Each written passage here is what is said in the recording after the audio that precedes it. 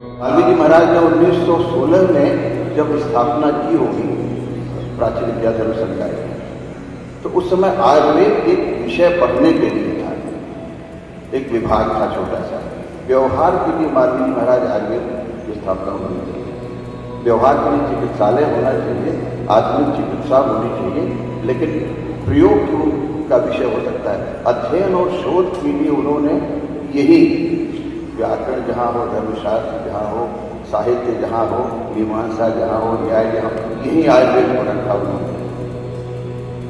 इस कक्ष में हमने कई बार परीक्षा दी, क्योंकि जब हम यहाँ पढ़ने आए तो नया वाला भवन अभी बन के हस्तांतरित नहीं हुआ था, तो हमारी बहुत सारी कक्षाएं यहाँ भी चलती थी उधार लेकर, और बगल में जो आयुर्वेद वाला संघ, तब ये मुख्य भवन था। ऐसा महाराज ने इसलिए किया कि बड़ी विचित्र संरचना उन्होंने विभागों की थी, और शुक्ल जी हैं उस क्षेत्र से। 1928 में डॉक्टर खाड़ेकर एक थे, फर्ग्यूसन कॉलेज पूना से उन्होंने विद्यार्थी वहाँ के थे, और ग्रांट मेडिकल कॉलेज से उन्होंने MBBS की परीक्षा उत्तीर्ण की। देखिए उस समय तो ढूंढे ना मिले, जिले पे प्रांत में एक दो MBBS मिले। उनकी बड़ी इच्छा हुई कि हम वाल्मीकि महाराज के दर्शन करें और हिंदू विश्वविद्यालय में अध्यापन करें। अभी बड़ा विरोध, आधुनिक चिकित्सा का व्यक्ति, और यहाँ वो विषय है। ऐसा हमारे पास पुस्तक है, और वो पैदल पूना से चल करके 3 महीने में वाल्मीकि महाराज के दर्शन के लिए काशी आए। क्या बात है, ऐसा समर्पण का भाव। महाराज यहाँ नहीं थे, महाराज नागपुर चले गए थे, उस समय वो कांग्रेस के अध्यक्ष हुआ करते थे, फिर वापस चले गए। और उन्होंने उनसे कहा कि हम आपके यहाँ अध्यापन करना चाहते हैं। बोले आप क्या अध्यापन करेंगे, आप तो अंग्रेजी के MBBS वाले विद्यार्थी। तो उनका फिर बोले हम तो आयुर्वेद का अध्यापन करें, अगर आप कर सकते। वापस गए, पोद्दार कॉलेज उस समय था, उस समय आयुर्वेद का विषय केंद्रीय सरकार का विषय विश्वविद्यालयों में नहीं पढ़ाया जाता था। क्षेत्रीय सभाएं होती थी, वो आपको प्रमाणित करती थी कि आप वैद्य के योग्य हैं, और आयुर्वेद परंपरा से पढ़ी जाती थी। हिंदू विश्वविद्यालय पहला विश्वविद्यालय था जिसने आयुर्वेद की डिग्री देनी शुरू की। घाणेकर जी वापस आए, बंबई गए, पोद्दार वहाँ आयुर्वेद का विद्यालय था, वहाँ उन्होंने अध्ययन किया, फिर वापस आए और बोले अब हम इस योग्य हो गए महाराज, हम आपके यहाँ अध्यापन कर सकें।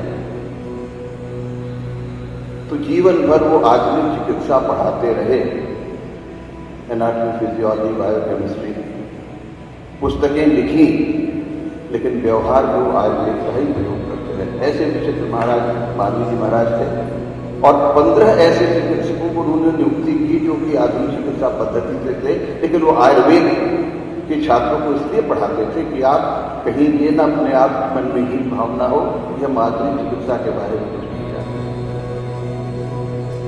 तो ये हमारी मातृ संस्था रही है, मातृ विभाग रहा है, इसलिए इसके प्रति हमारे मन में आदर है, और शायद हमारी यही पात्रता थी जिस वजह से हमें त्रिपाठी जी ने शत्रुघ्न जी ने बुला दिया।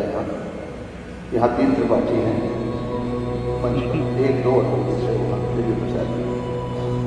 क्या बढ़िया सहयोग है, बहुमत है।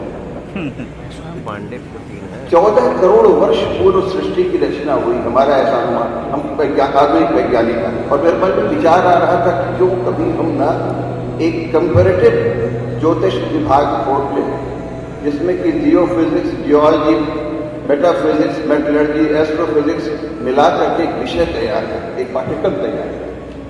मन की बहुत सारी भ्रांतियां हमारी में, और जो हिरण्यगर्भ की कल्पना है जहाँ से सूर्य निकले होंगे, और पहला तत्व जो पैदा हुआ आया हाइड्रोजन।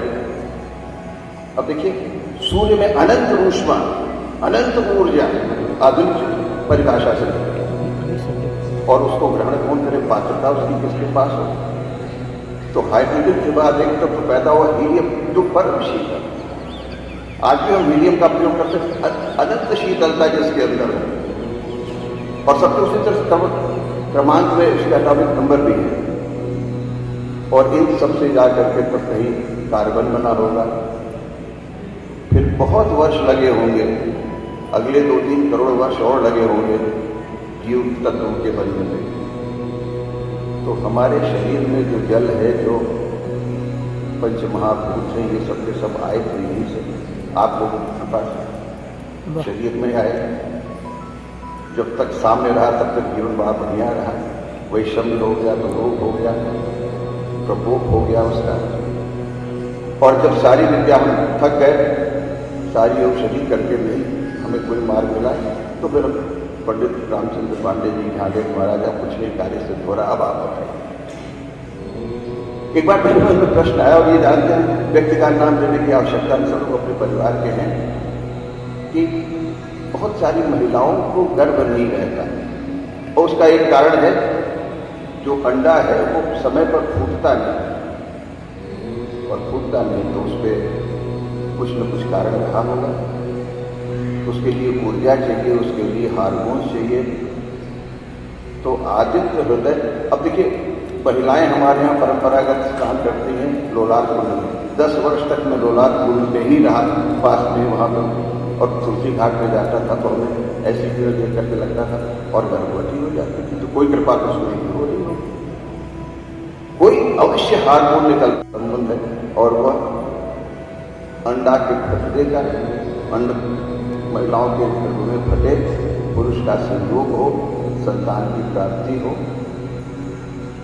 और उसके संबंध जितनी कर्म पद्धतियाँ, पूजन की पद्धतियाँ हैं, जितनी भी पद्धतियाँ, इनका कहीं ना कोई वैज्ञानिक पक्ष अवश्य है, आधुनिक विज्ञान से भी इसका संबंध हो।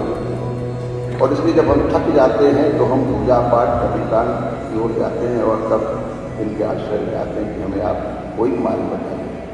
और पांडे जी ने कुछ शोध पत्र भी, आपने कुछ PhD वाले विद्यार्थियों को भी आपने हृदय रोग के निदान के लिए, जठराग्नि के निदान के लिए, स्नायु दौड़बंदता के लिए आपने बहुत सारे ग्रहों के बारे में अध्ययन किया है। वो कुछ PhD के छात्र भी रहे हैं, कुछ पुस्तकें भी होंगी। ये सब एक साथ पढ़ी जानी चाहिए, वरना कि शोध के विषय चले जाएंगे लाइब्रेरी में, और ये निरंतरता बनी रहनी चाहिए। और ये तभी संभव है जब एक हम तुलनात्मक दृष्टिकोण से एक विषय, एक विभाग बनाएं।